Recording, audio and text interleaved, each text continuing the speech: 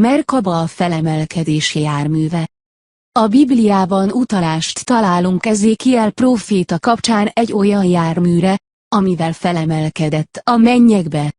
3. Ez a Merkaba volt. A Tórában utalás történik egy bizonyos Merkavahra, a héber kiejtés szerint, aminek két jelentése van, az egyik jelentés a szekér mint jármű, a másik pedig Isten trónja. Amikor e két jelentést összevonjuk, életre kell a fogalom igazi jelentése. Az antik Egyiptomban ezt az eredeti ősmintát Merkabanak nevezték. Ez igazából 3 szó volt, nem egy. A Mer jelentése egy olyan fényjelenségre utalt, ami saját magán belül forog. A Ka jelentése lélek, jelen esetben az emberi lélek. A Ba pedig az emberi testet magát jelölte, de a lélek által birtokolt valóság felfogást is jelentheti.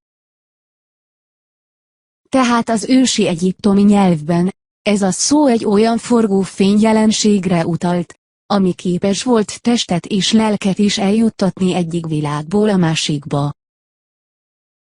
Egyszer Afrikában néhány órát eltölthettem Credamudvaval, a Zulu törzs spirituális vezetőjével. Elmagyarázta nekem, hogy a Merkaba, egy szóban írva, egy zulu szó, ami egy tér, idő, dimenzió járművet jelent. Elmondta, hogy a zulu legendák szerint, az egész törzs egy ilyen Merkaba segítségével érkezett a földre egy másik dimenzióból. A modern világban is vannak olyan tanítók, én is egyike vagyok ezeknek, akik segítenek az embereknek, hogy emlékezzenek a Merkabara. Így kezdődik az a tudatossági folyamat, ami végül eljuttat minket 3-dimenziós világunkból a következő, magasabb dimenzióba, a felemelkedésnek nevezett folyamat révén. A felemelkedés egy olyan folyamat, melyben az emberi test fényé alakul át és egy hihetetlen születési folyamaton keresztül átkerül egy új világba. Ennek az eléréséhez arra van szükség, hogy az ember meditációban teljes mértékben egyesítse az elméjét, szívét, fizikai testét és szellemét egy fénymintázatban és túlszárnyalja az világi emberi korlátokat. A Merkaba koncepciója, mint a felemelkedés járműve, nem új keletű. Nagyon is régi. Mi is valójában a Merkaba? Technikailag egy elektromágneses mező, aminek a hőmérséklete 4 Kelvin fok, -270 fok Celsius fok. És főleg a mikrohullámú tartományban található, legalábbis a 3. dimenzióban, aminek a természete teljesen a geometrián alapszik. Hogy még pontosabb legyek, a szent geometria az alapja, mivel hogy ez az a geometria, ami a teremtésen belül minden teremtési mintázatban megtalálható. A Merkaba mező hihetetlenül összetett, magában foglalja az 5 szabályos testet, platóni testek, és egyéb szent poliédereket. Úgy gondolják, hogy túlnyúlik minden lehetséges dimenzión és párhuzamos univerzumon, és képes megváltoztatni elektromágneses természetét bármire, amire éppen szükség van. A Merkaba felépítés tervezete keresztül kasul megtalálható a természetben, mint például ezen a galaxist ábrázoló fotón. A Merkaba egyik funkciója, mint azt már említettem, a test és a lélek egy másik valóságba való szállítása. Ez a funkció azonban, és az egyéb lehetőségeinek a nagy része is, elérhetetlen addig, amíg bizonyos változásokon át nem esik az adott személy. A Merkaba a test körül elhelyezkedő szunnyadó, működésképtelen 3-dimenziós geometria hálózat, ami csak a megfelelő pillanatot várja. Amikor a testet elfoglaló léleknek eszébe jut, hogy ez az eszköz létezik, és bizonyos változásokat hajt végre magán, egy hihetetlen átalakulási folyamat veszi kezdetét. Az ősidőkben úgy hitték és még héber írásos emlékek is szólnak arról, hogy a Merkava bekapcsolható bizonyos meditációs alapelvek segítségével. Ez magában foglalja a légzés megváltoztatását, valamint az elmében, a szívben és a fizikai testben végrehajtott változásokat, aminek a segítségével megváltozik az ember valóság érzékelése. Az én nézőpontomból, ez már maga a megvilágosodás kezdete. Bár az is világos, hogy a MRKBAT, a Nevage követők szerint is, más módon is aktiválni lehet, nem csak a férfi energiára jellemző utasításkészlet és a fent említett légzéstechnika segítségével. Teljesen női energiákra hagyatkozva is működőképessé lehet tenni. Olyan érzelmek igaz megélése, mint a szeretet, hit, igazságosság és együttérzés spontán módon életre keltheti a MRKBAT. Más szavakkal, egy nagyon tiszta emberi személyiség átválthat a személy körül aktiválódott élő Merkaba mezővé, még akkor is, ha az a személy kezdetben nem tudta, hogy az egyáltalán létezik. És igen, a Merkaba teljes mértékben élő. Ez egy élő és nem csupán tiszta mechanikus energiamező.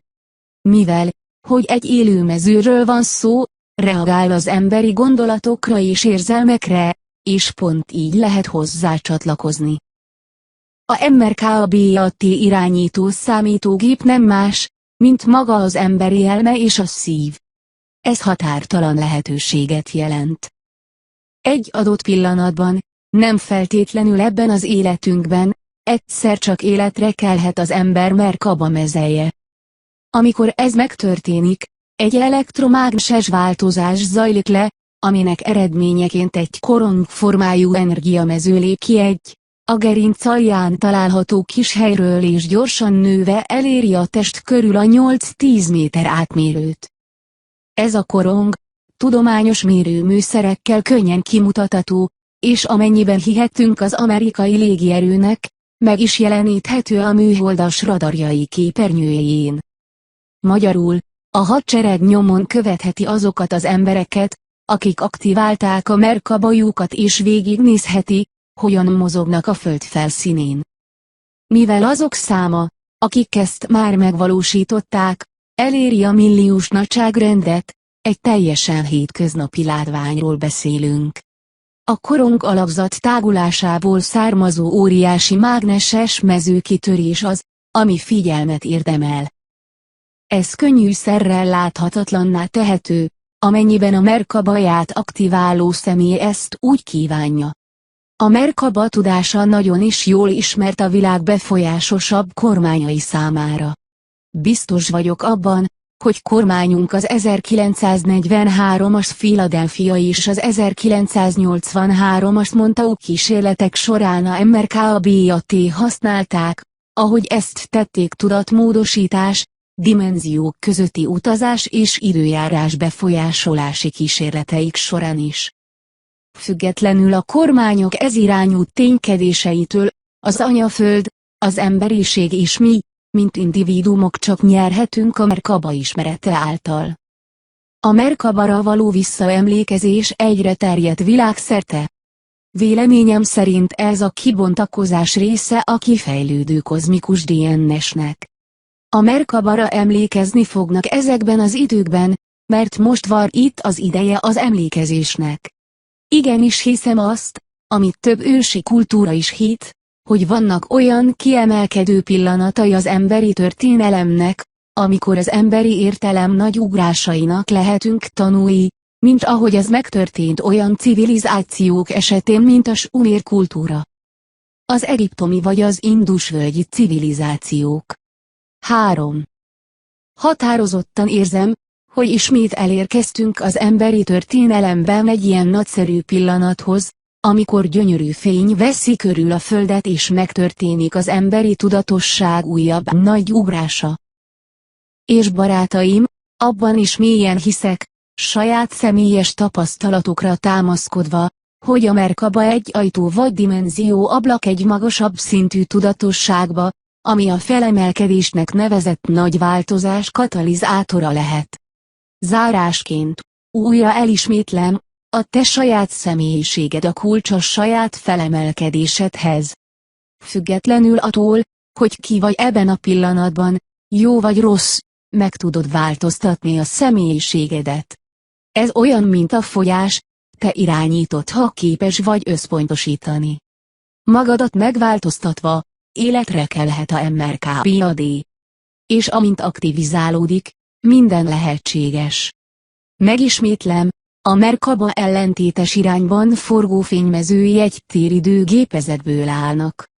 Mihelyt rájössz, hogyan kell ezeket a mezőket aktiválni, a Merkabádat fel tudod használni arra, hogy keresztül kasul utazgass az univerzumban. A legtöbb földi embernél a Merkaba nincs működőképes állapotban.